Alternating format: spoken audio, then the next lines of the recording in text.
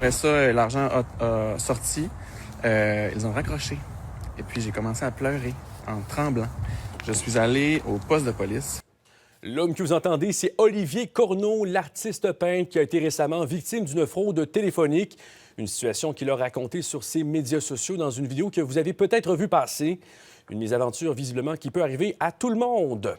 On joint Olivier Corneau. Bonsoir, Olivier. Salut, ça va bien? Ça va très bien vous-même? Correct.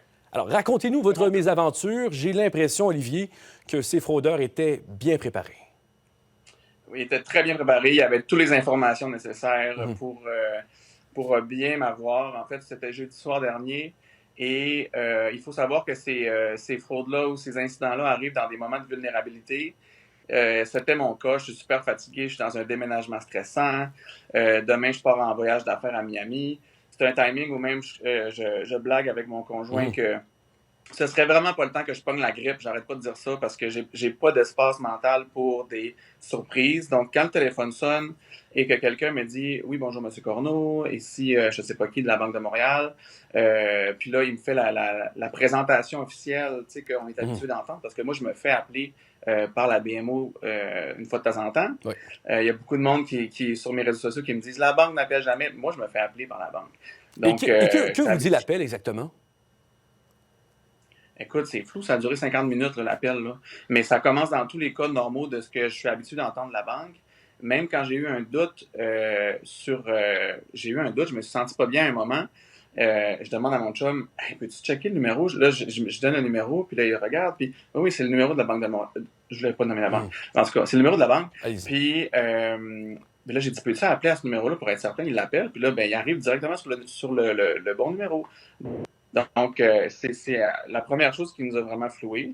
Puis après, dans le reste de la procédure, il y a eu aussi une opération texto que je suis habitué, moi, de recevoir des textos de la banque quand il y a une transaction qui est un peu étrange qui passe dans mon compte. J'ai un fil de texto avec la banque. Il y en a plusieurs depuis des mois. Et puis, c'est toujours légitime. Et le fraudeur a réussi à envoyer des textos dans ce fil-là pour me faire approuver aussi des... Mais là, il faut savoir que c'est long, puis il y a une manipulation émotive.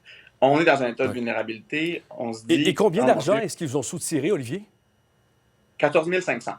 D'accord, 14 500. J'imagine que vous avez porté plainte à la police depuis? Oui, j'ai porté plainte à la police dans la demi-heure qui a suivi. Je suis allé directement là. Je m'en suis rendu compte dès que ça a raccroché, là, parce qu'à un moment donné, j'ai vraiment eu un gros malaise. Puis là, quand j'ai commencé à comme angoisser, là, parce que à un moment, j'ai comme perdu le contrôle parce qu'au téléphone, je reçois des courriels qui disent que mes mots de passe ont été changés. Puis là, je suis comme, mon Dieu, mes mots de passe ont été changés. Qu'est-ce qui se passe? Il dit, non, mais inquiétez-vous pas. Mais il faut vraiment savoir que ces gens-là ont les bons mots pour nous rassurer, que leurs scénarios sont préparés pour toutes les possibles réponses qu'on peut leur donner, toutes les réactions émotives qu'on peut leur faire, toutes même les questions intellectuelles ou très pragmatiques qu'on peut leur poser. Ils sont prêts à répondre à tout pour nous convaincre qu'ils sont là pour nous aider. Puis moi, ben, le scénario, c'était que j'étais en train de me faire frauder à Toronto. Oui, exactement. Donc, que l'argent était en train de sortir à Toronto et que je devais réagir rapidement avec eux pour que ça arrête.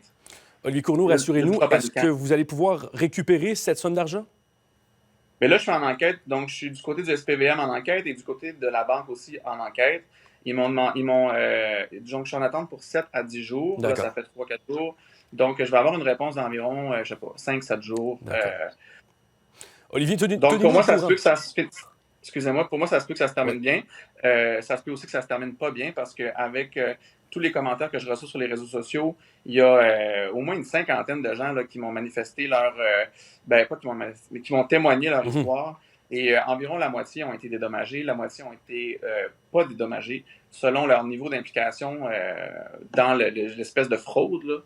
La banque ou la police va déterminer si on est responsable d'avoir été fraudé, dans le fond. En espérant, Olivier, que tout ça sera rapidement derrière vous. Je vous remercie beaucoup d'avoir pris le temps de nous parler ce soir.